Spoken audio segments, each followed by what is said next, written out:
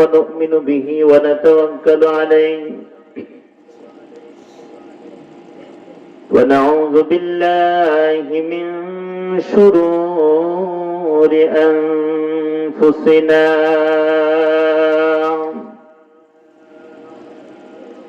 ومن سيئات أعمالنا من يهده الله فلا مضل له ومن يضلله فلا هادي له ونشهد أن لا إله إلا الله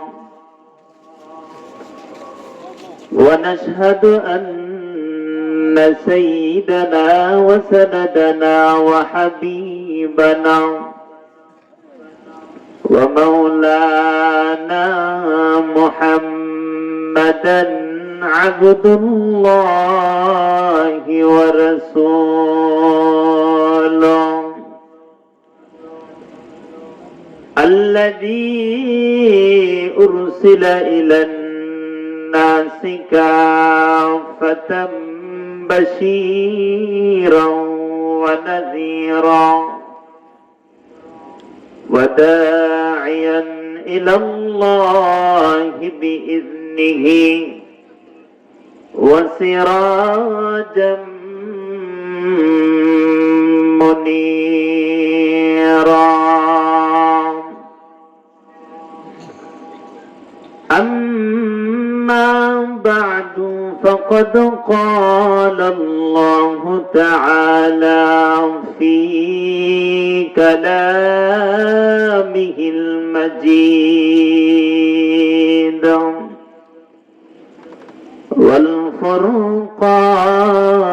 والفرقانه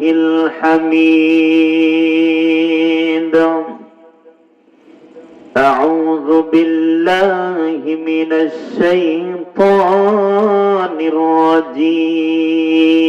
الرجيم بسم الله الرحمن الرحيم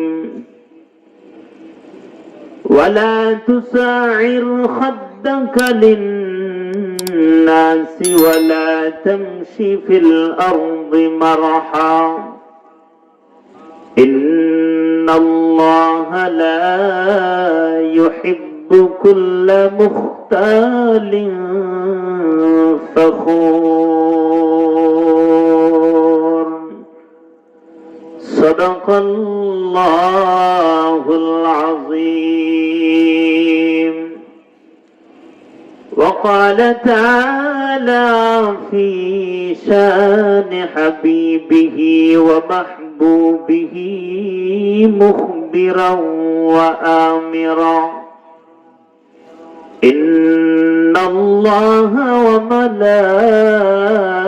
وملائكته يصلون على النبي يا أيها الذين آمنوا صلوا عليه وسلموا تسليما بلغ العلا بكماله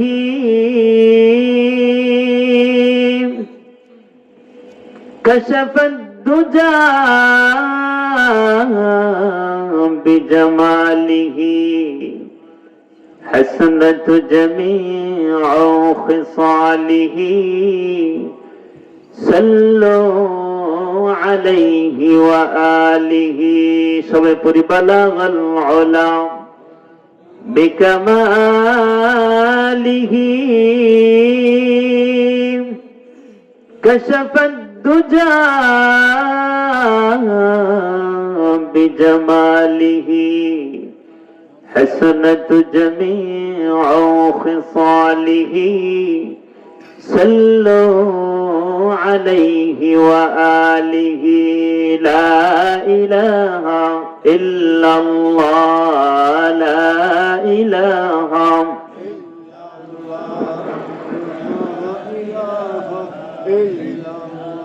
জুড়ে লা ইলাহা ইল্লাল্লাহ, জুড়ে লা ইলাহা।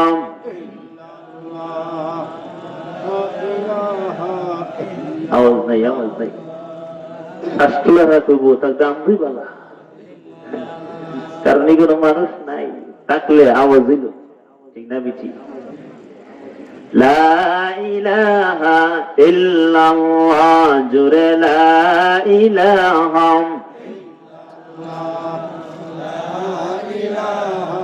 ইল্লাল্লাহ, লা ইলাহা, লা ইলাহা ইল্লাল্লাহ মুহাম্মাদুর রাসূলুল্লাহ সাল্লাল্লাহু আলাইহি ওয়াসাল্লাম। আলহামদুলিল্লাহ, উদ্যোক্তার আয়োজিত মহতি মাহফিলের অত্যন্ত শ্রদ্ধেয়ভাজন সভাপতি সাহেব, মুআজ্জাজ মুকাররম উলামায়ে কেরাম, মুরব্বিয়ানে আযম, যুবক ভাইরা, পর্দার অন্তরালে অবস্থানরত অত্যন্ত শ্রদ্ধেয় মাহবুব, একটু বন্ধ করে।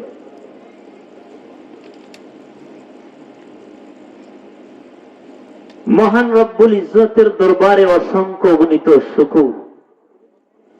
এখন বাড়ি আছে, দূর থেকে কিচ্ছু বোঝা যায় না, মা বোনরা গরো কেন বসে রয়েছি? শুধু বক্তার আওয়াজ সুন্দর লেগে কথা বল। যারা এই মাহফিলে আসতে পারছে না, এরা কি দূর থেকে কিছু খোরাক নেওয়া দরকার আছে না? আজকে এত বড় আয়োজন, এটার প্রতি তো অনেক খরচ আছে, আছে না নাই?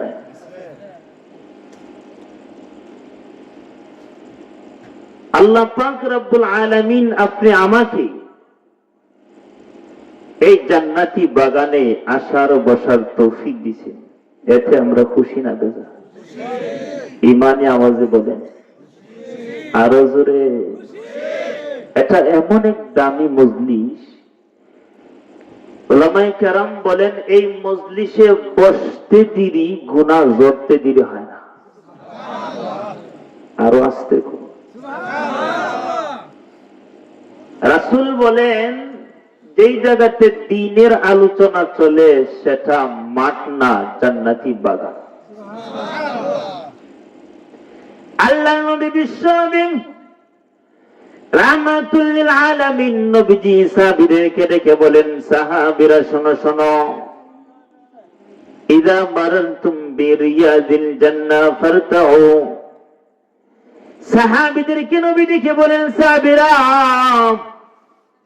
দুনিয়ার বুকে যখন কোথাও জান্নাতি বাগান দেখবা, তখন তোমরা সেখানে সময় পাইলে বিচরণ করবা, সময় তো লাগায় দিবা। প্রশ্ন জাগে, দুনিয়াতে কি জান্নাতি বাগান পাওয়া যাবে? কথা কয় না, জান্নাত তো কোথায় পাওয়া যাবে? বললেন ঠিক না বেটি? সাহাবীরা বলেন, ইয়া রাসূলুল্লাহ, ও আল্লাহর নবী, দুনিয়াতে আবার কোথায় জান্নাতের বাগান পাবো? আপনি না বললেন মরণের পরে ফারিকুম ফিল জান্নাহ ওয়া ফারিকুম ফিস সাঈদ, ভালো কাজ করবা জান্নাতে যাইবা, খারাপ কাজ করবা মন্দ করবা জাহান্নামে যাইবা, ঠিক না বেটি? সাহাবীরা বলেন, ইয়া রাসূলুল্লাহ, তাহলে বুঝা গেল দুনিয়াতে জান্নাত পাওয়া যাবে না, জান্নাতের বাগান আবার কোথায় পাবো? জান্নাত তো দুনিয়াতে নাই। আল্লাহর নবী বিশ্ব নবী বলেন, সাহাবীরা রে, দুই যেই জায়গাতে কোরআনের আলোচনা চলবে, কোরআনের আলোচনা চলবে, দ্বীনের আলোচনা চলবে, ওই জায়গাটা দেখতে তোমাদের বাড়ির আঙ্গিনা হইতে পারে, কিন্তু যতক্ষণ না পর্যন্ত দ্বীনের আলোচনা চলে, আল্লাহর নবী বলেন ততক্ষণের জন্য জায়গাটা জান্নাতের বাগান হয়ে যায়। যাই হোক, এই ফজিলতের ওয়াজ করলে বহু রাতের দরকার, আমার হায়াত খুব অল্প, কোন সময় যেন আরেকজন পিছায় বইতে কোন জানা, ঠিক না বেশি? একজন আলোচক আর ওয়াইজ কে তার মন মতো ওয়াজ করতে গেলে আর শ্রোতারা শুনতে গেলে সময়ের দরকার, ঠিক না বেশি? যাই হোক, আমি আর এই দিকে যাইতে চাই না। আমি আপনাদের সম্মুখে সূরা লুকমান থেকে একখানা আয়াতে কারিমা তেলাওয়াত করছি। সময় অল্পতার কারণে হাদিসও পড়ি নাই। এই সূরার নাম আল্লাহ সূরা লুকমান কেন রাখলো? প্রশ্ন জাগে না বাকি? কথা কনা আমার কথাকে আপনারা বুঝেন? কথা কনা। উলামায়ে কেরাম বলেন লুকমান এক ব্যক্তি, তার আলোচনা এই সূরাতে আছে, এই জন্য সূরার নাম সূরায়ে।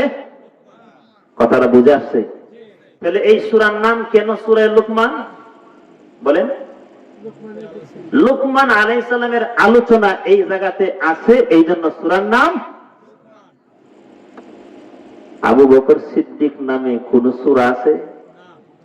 সূরায়ে ওমর ফারুক আছে? কথা কনা।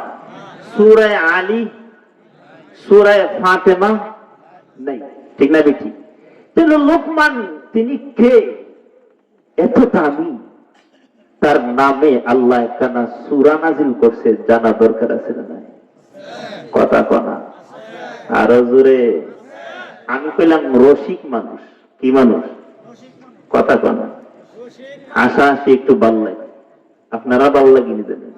আবার কইলাম তো এটা ফালতু মানুষ। মানুষ যত আনন্দ থাকবো, হাসি খুশি থাকবো, তার মেজাজ তত পরিষ্কার থাকবে, ঠিক না বেটি?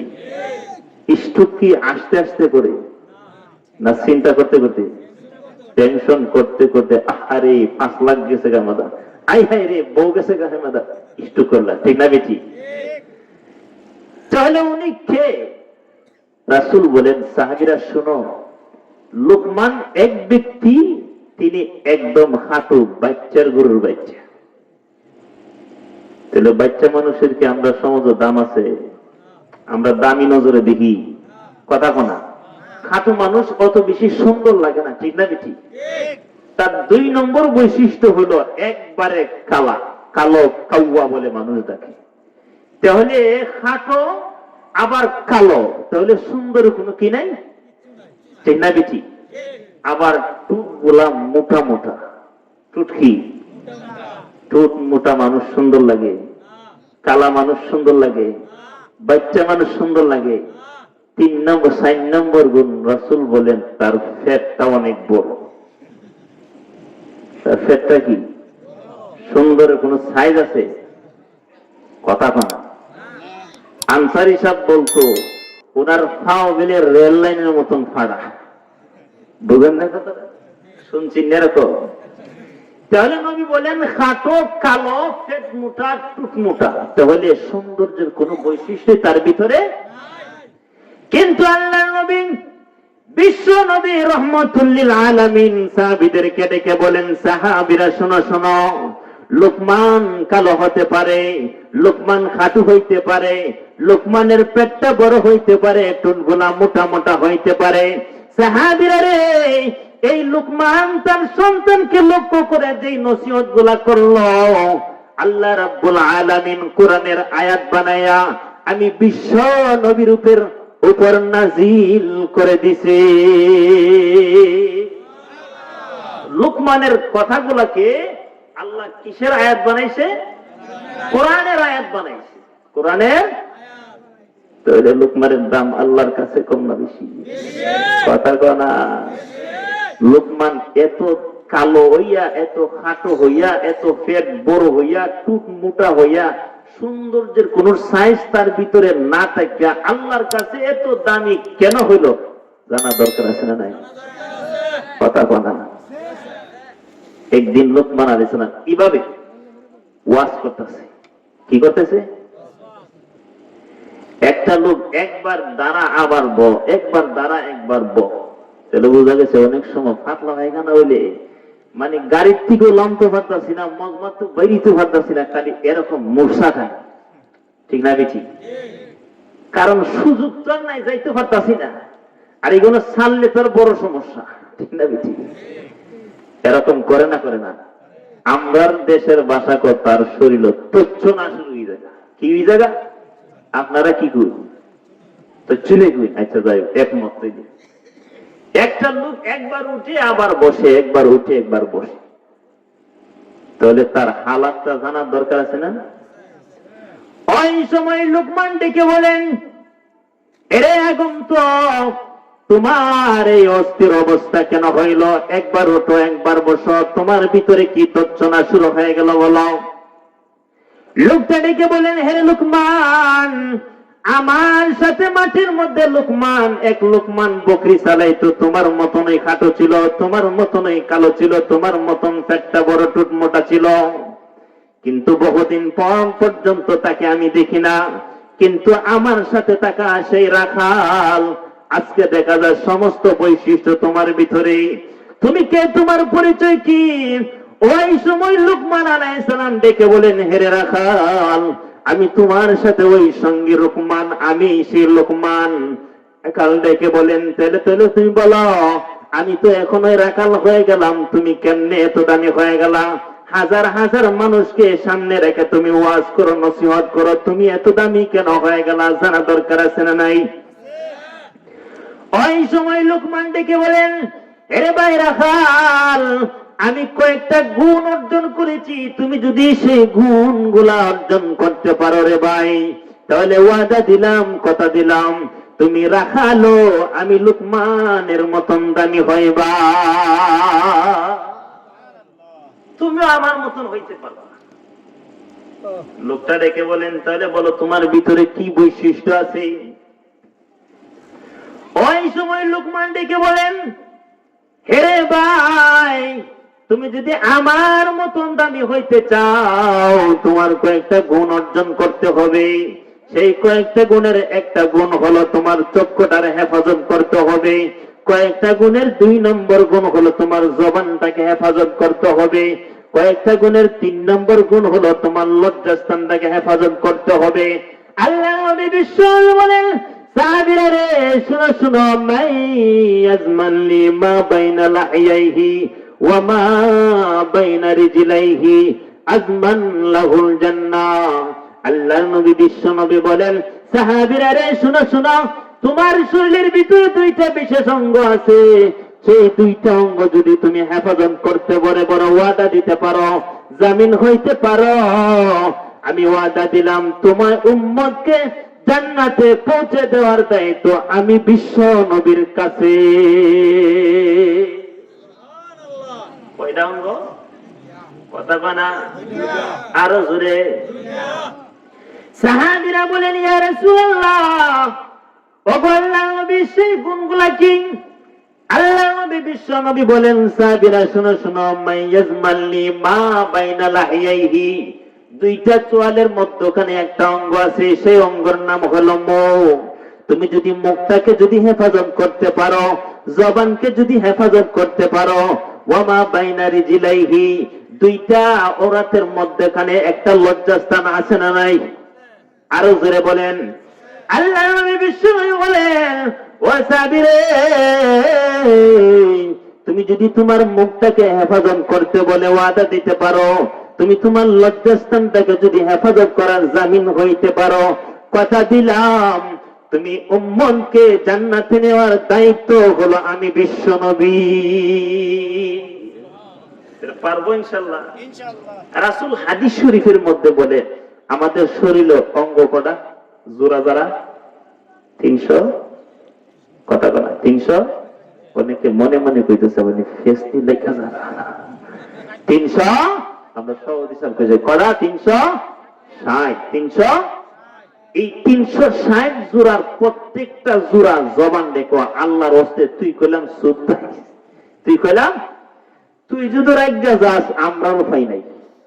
এই জন্য কি আপনারা এলাকার নূরপুর যে ঝগড়া লাগে, কইলে কি আড্ডা, কইলে বেরি বেরি লেগে জায়গা না, কইলে কথা কাটাই গিয়া দেখে আইল কাটতেছে না, আইল কই না লাইল কই, লাইল কাটতেছে, তখন কি রে তুই বেশি কাটাছ, তখন না আমি বেশি কেন, আমার যুদ্ধরা সত্তরি খাটি। এই যে শুরু হইছে, হইতে হইতে হইতে হইতে শুরু হইতে হইতে তখন আতে খালি মুসা খালি কিল দিত, এরা মোড়া দিত, ঠিক না বেঠি? আতে যখন ফুসে না লাডি দেখি, ঠিক না বেঠি? তাহলে সূচনা হয়েছে কিদের টিকা, কথা বলা মুখের চাইতে।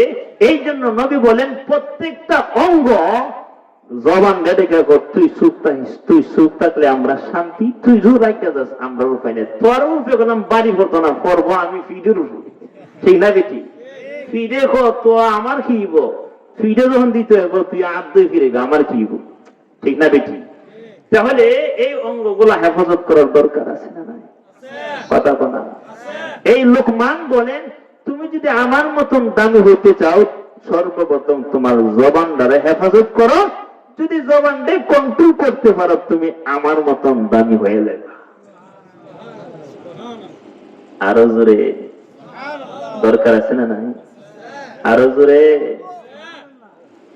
তাহলে লুকমান কি কথা কইল? আল্লাহ যে আয়াত বানায় ফাটাইলো, আল্লাহ বলেন ওয়ালা তুসাইর খাদ্দাকা লিন-নাস ওয়ালা তামশি ফিল আরদি মারহা। লুকমান সন্তান দেখো, এই সন্তান বম্ব করে হাঁটছো না, বাপ ধরে রেখো না। অনেকে দেখবেন গাল ফুলাই দেয়, সালাম দিলেও উত্তর দিত সানা, আছে না নাই? যখন 2000 না জানে তার কি নিয়ে গেছে গা একটা বাপ ধরে দিতে হয়, আছে না নাই? আমরা ছোট ছাত্র পড়তাম, ছোট থাকতে পড়তাম তোরা রুই নিফরত পয়দা করতি হাই গুমরামো, এগুলা দেখলে মানুষের ঘৃণা সৃষ্টি হয়। এটা জীবনে এটার মুখ হাসি দেখছি না, ঠিক না বেটি? আমরা দেশের ভাষা কর, এটার মুখে যদি খারাপ ভাষা খালি আর মুখটা দেখা করে বেড়ায় মনে আমরা কই তোর এটা মনে গরমের সময় মা মনে এটার মধু খাওয়াইছে না, ঠিক না বেটি? আপনারা কই না? তাহলে এগুলা করতে নাই। সন্তানকে বলেন মানুষের সাথে তোমার চলাফেরা করতে হইব, ওয়াজ নসিহতে যাইতে হইব, বাজারও যাইতে হইব, মার্কেটে যাইতে হইব, বন্ধ যাইতে হইব, হাসি মুখে কথা হইবা। কি মুখে? আরো জোরে। আরেকটা হচ্ছে অহংকারী করো না। অহংকারী যদি দেখাও তাহলে এই সন্ধ্যা থেকে আজ পর্যন্ত এই 11টা পর্যন্ত যত ওয়াজ হই না সব হইছিনি, সব হইছে না? কথা কনা। আল্লাহ রাসূল বলেন অহংকারী করবা তোমার সমস্ত সোয়াবের পাহাড় সব সারখার হয়ে যাবে। হাদিসটা শোনাবো। আল্লাহ নবী বিশ্বনবী সাহাবীদেরকে ডেকে বলেন সাবিরা ইয়াকুম ওয়াল হাসান ফাইন্নাল হাসাদা ইয়াকুলুল হাসানান। আল্লাহর নবী বিশ্বনবী বলেন সাবিরে, শুধু যে লুকমান তার সন্তানকে নসিহত করে তাই না, আমিও তোমাদেরকে বলতে আছি। কি বলেন? সাবিরা বলেন ইয়া রাসূলুল্লাহ, ওগো আল্লাহর নবী কি নসিহত করতে চান বলেন।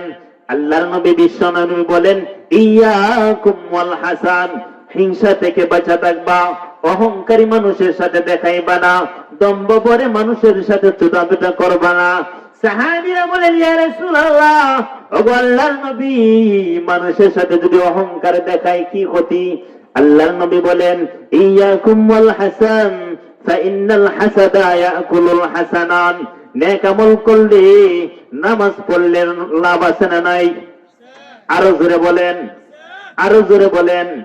কি পরিমাণ লাভ? আল্লাহর নবী বিশ্বনবী বলেন ও সাহাবীরা, তুমি যদি 5 ওয়াক্তের নামাজের যদি হেফাজত করতে পারো। একদিন আল্লাহর নবীর সাহাবী আবু যরকে নিয়ে নবী শীতের মৌসুমে পাহাড়ের ভিতরে গেলেন। আবু যর বলেন পাহাড়ের গাছ থেকে পাতাগুলা ঝরতে আছে, শীতের মৌসুমে পাতা ঝরে না ঝরে না? আরো জোরে বলেন।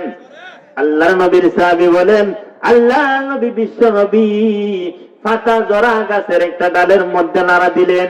নাড়া দেওয়ার পর আরো অসংখ্য গণিত পাতা ঝরতে লাগলেন। ঝরতে ঝরতে ডালটা একদম মুক্ত হয়ে গেল, একটা পাতাও তার মধ্যে নাই। আল্লাহর নবী বলেন সাহাবী, আমি এই কাজটা কেন করলাম তুমি তো জিজ্ঞাসা করলে না?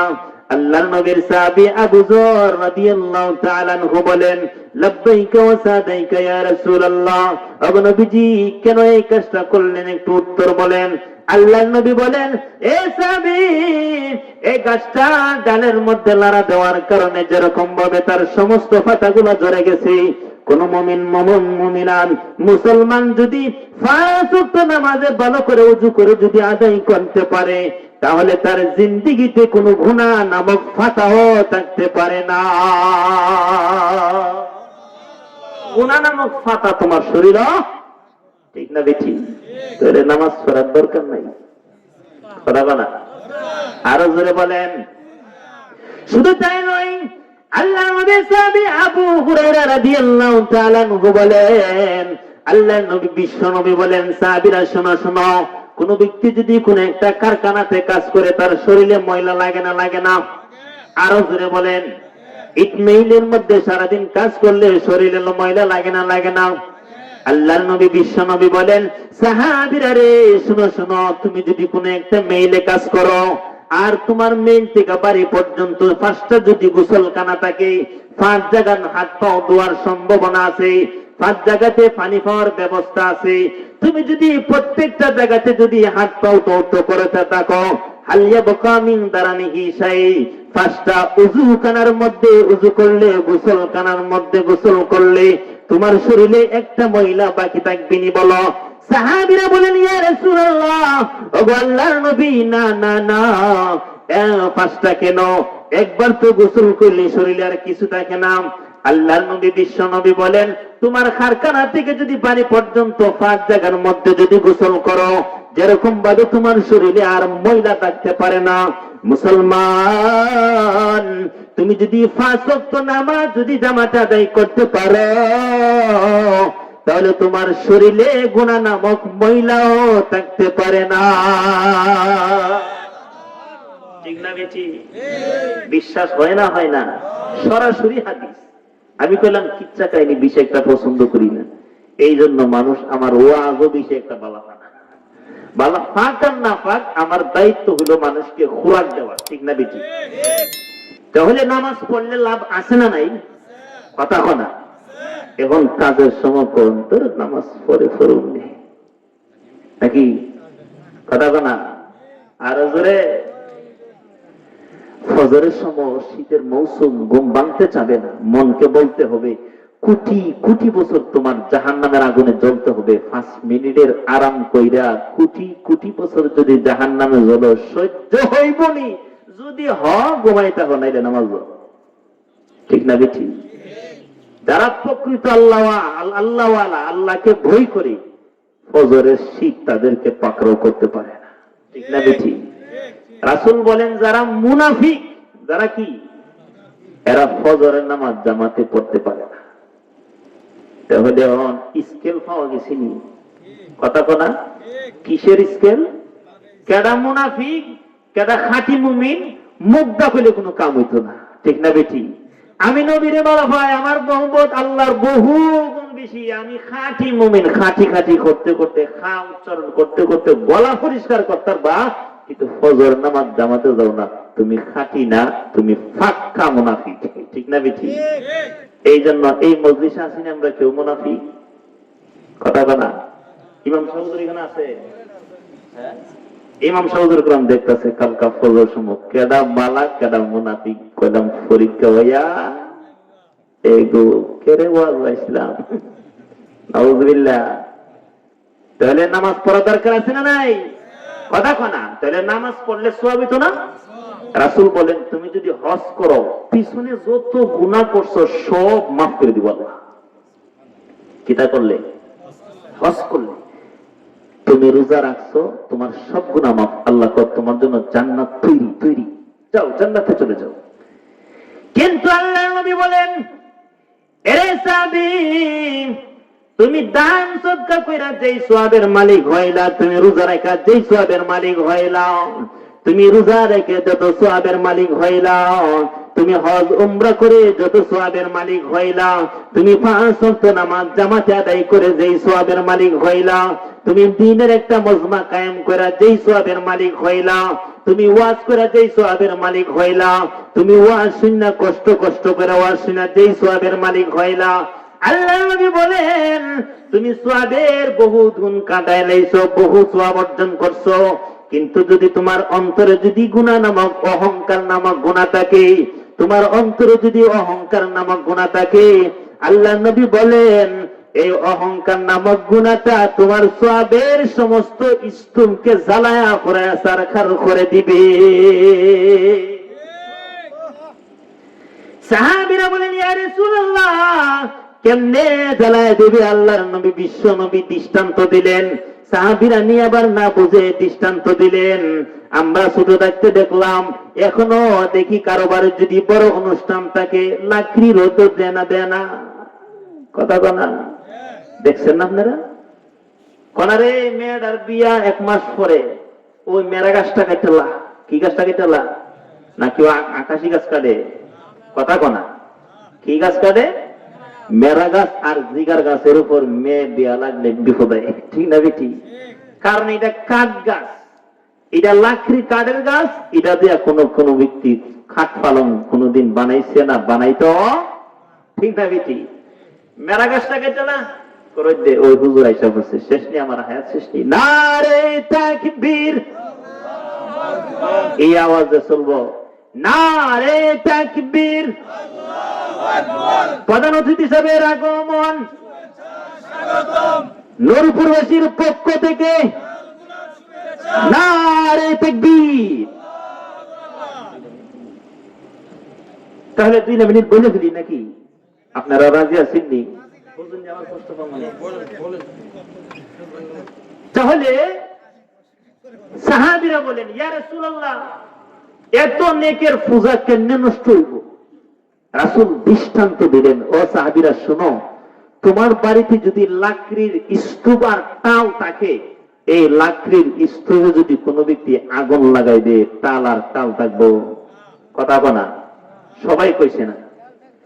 লাকড়ির তাল দিছেন, শুকায়া অত বড় স্তূপ দিছেন, তাল বুঝেনি, তাল দিছেন। এখন আপনার ফুটে গিয়া একটা হোলা দিয়া একটা আগুন লাগাই দিছে, কতক্ষণ পরে দেহে আল্লাহ রে আল্লাহ, অগল লাকড়ি ফুইরা এক কি জাংরা হয়ে গেছে, ঠিক না বেটি?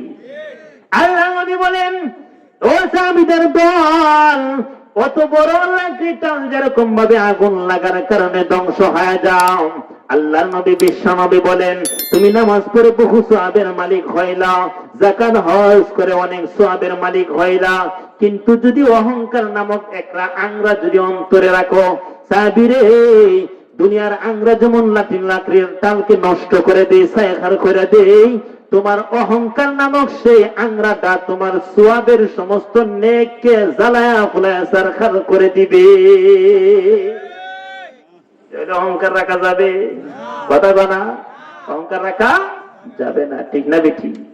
রাসূল একদিন ওয়াজ করে বলতেছে, ও সাহাবীরা শুনো, এই মুহূর্তে একটা লোক মজলিসে আসবে, লোকটা কলম জান্নাতি, সুবহানাল্লাহ। আর জোরে বলেন, কার মুখে জান্নাতি সুসংবাদ পাইছে? আর নবীর মুখে, ঠিক না বেটি? দেহে একটা লোক 2টা জুতা এই জায়গা থেকে আইছে, সুবহানাল্লাহ দিনে লেরা বেড়ার মতন, ঠিক না বেটি? সাহাবীরা দেখছিনি লোকটারে, কথা বলা শেষ, কেউ কিছু বলে নাই। দ্বিতীয় দিন রাসূল ওয়াজ করতেছেন, রাসূল বলেন, একটা লোক আসবে, লোকটা জান্নাতি, তার বৈশিষ্ট্য হলো 2টা জুতা বগলের নিচে থাকবে। আরেক বর্ণনা আছে বাম হাতে নিয়ে আসবো। একই লোক আসলো, রাসূল আবার 3য় দিন ওয়াজ করে লোকটার সুসংবাদ দিলেন, একটা লোক আসবে, লোকটার বৈশিষ্ট্য এমন হবে, কিন্তু লোকটা কি? জান্নাতি। তাহলে লোকটা আল্লাহর কাছে দামি না? কথা কনা। একজন সাহাবী খুব সালাহ, আব্দুল্লাহ ইবনে আমর ইবনুল আস রাদিয়াল্লাহু তাআলা, মজমা শেষ, নবীর ওয়াজ শেষ, সবাই সবার গন্তব্যস্থানে রওনা। এই আব্দুল্লাহ ইবনে আমর ইবনুল আস বলেন, আমি বাদ যাইতাম না, তার সাথে তাহম আমি 3 দিন। তখন কি কইলে রাখবো আমারে? রাখতো না, গিয়া কো, বাজার, আমি আমার আব্বার সাথে কাজ্জা লেগে গেছি, কাজ্জা লাগিয়া কইছি 3 দিন আপনার বাদ যেতাম না, কথা দিলাম 3 দিন আপনার বাদ যেতাম না, সুবহানাল্লাহ দিলেন। এখন আমি যে আব্বার সাথে কথাটা দিছি, আপনি কি আমার মুখটারে হেফাজত করবেন? মুখটা যাতে হেফাজত থাকে, আমার একটা ব্যবস্থা করেন। কি ব্যবস্থা করতাম? আমার মনটা 3 দিন আপনার বাড়ি মেহমান হয়ে থাকতাম, আপনি যদি আমার নিতেন। আসলে কি খাইবার লাগা? কথা উদ্দেশ্য কি আমল করে লোকটা জান্নাতি, তার আমল দেখতে দিব, ঠিক না বেটি? গেছে, রাত খাওয়া দাওয়া করছে, এশার নামাজ হইরা সাথে সাথে ঘুম, ফজর নামাজ পড়ছে, এক রাকাত তাহাজ্জুদ পড়ছে না। আব্দুল্লাহ ইবনে আমর ইবনে আস বলেন, মন আজকে শরীরটা ক্লান্ত, এই জন্য মনে উঠতে পারে না। আচ্ছা ঠিক আছে, দ্বিতীয় দিন মন পড়বো। দ্বিতীয় দিন এই সেই, কোনো আমল নেই। তৃতীয় দিন এই সেই, তখন তো আর বয়ে থাকতে পারে না, ঠিক না বেটি? কিরি কি লেরা বেড়া অনুগুস্তা না, আবার বেড়ে জান্নাতি নবী খুশি, প্রশ্ন জাগে না বাগে? আরো জোরে। ওই সময় আল্লাহ নবীর সাহাবী আব্দুল্লাহ ইবনে আমর ইবনে আস রাদিয়াল্লাহু তাআলা আনহু ডেকে বলেন, ভাই ভাই শোনো, আমি আমার আব্বার সাথে কোনো প্রকার বেয়াদবি করি নাই, কোনো প্রকার ঝগড়া ফাসানো করি নাই, কিন্তু উদ্দেশ্য ছিল 3 দিন তোমার বাড়িতে থাকা, তোমার আমলগুলা দেখার জন্য। ওই সাহাবী ডেকে বলেন, কেন কেন তুমি আমার আমল পরীক্ষা করার জন্য লেগে গেল, কেন তুমি পরীক্ষা করতে লাগলা? সাহাবী বলেন, সাহাবী রে, 3 দিন নবীর মজমাতে বসা ছিলাম, তৃতীয় দিন তোমাকে আল্লাহর নবী জান্নাতি বলে ঘোষণা দিছে।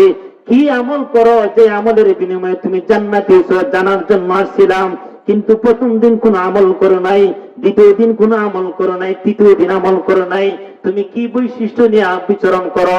সাহাবী ডেকে বলেন, ও আল্লাহর নবী, সাহাবী, আমার বিশেষ কোনো গুণ নাই, তবে একটা গুণ আছে আমি জানি, মনে হয় এই গুণটার বিনিময়ে আল্লাহর নবী জান্নাতি বলছে। সাহাবী বলেন, বলো সেই গুণটা কি? ওই সময় জান্নাতি সেই সাহাবীটা ডেকে বলেন, শোনো শোনো, আমি কোন মুসলমানের প্রতি বিদ্বেষ রাখি না, কোন মুসলমানের প্রতি হিংসা রাখি না। আমি যখন ঘুমাইতে যাই তখন সমস্ত গুনাহ থেকে তওবা করে ঘুমাই। আমি আল্লাহর কাছে বলি, আল্লাহ, আমি কোন মুসলমানের প্রতি বিদ্বেষ রাখি নাই, যে আমাকে কষ্ট দিছে আমি তাদেরকে মাফ করে দিলাম, ফাঁক সাফ হয়ে ঘুমায়া যাই। হইতে পারে আল্লাহ এই আমলের বিনিময়ে আমাকে জান্নাতি বলে ঘোষণা করেছে। তাহলে আমল কঠিন না সহজ? একদম সহজ। উযুও করণ লাগে না, গোসলও করণ লাগে না, খালি উত্তর করেছিল, আল্লাহ, আমার কোন মুসলমানের প্রতি কোনো বিদ্বেষ, ঠিক না বেটি? আল্লাহ পাক আমাকে সর্বপ্রথম, আপনাকে সকলকে আল্লাহ পাক এই সংক্ষিপ্ত কথাগুলোর উপর আমল করার তৌফিক দান করে। সকল আমিন। আলহামদুলিল্লাহ। এর আগে ছোট্ট একটা তাবিজ বিক্রি করতাম, আপনারা কিনবেন কথা বলা, এই